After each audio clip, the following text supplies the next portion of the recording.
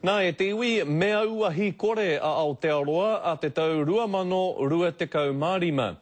Koera te whakahau a te kōmiti whiriwhiri i ngā take Māori i roto i tā rātou pūrongo e pāna ki te tūpeka. Kei a Roy Hananuri ngā whakamahuki. Ko tahi ana ke te whāinga a te komiti take Māori. Ko Aotearoa whānui he whenua auahi kore.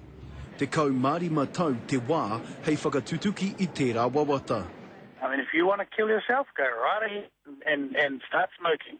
Everybody in this country, whether they be Māori or otherwise, realise that smoking is bad for you. Heoi hei āwhina i te tangata ki te whakamutu i tana momi paipa, me piki ake anō te utu.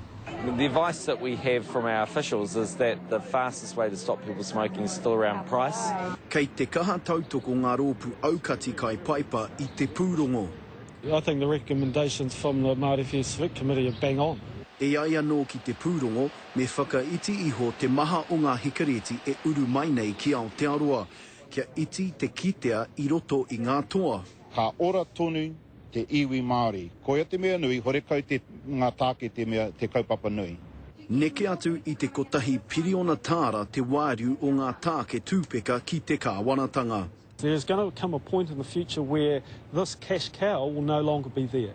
However, the bonuses for the government is that you have a healthier population. Ko tari ana tūria te minita tuarua mō ngā take hauora, māna te whakautu ki te pūrongo, he oi kei te runanga minita o te kāwanatanga, te kōrero whakamutunga. Roy Hananuri, Te Karere.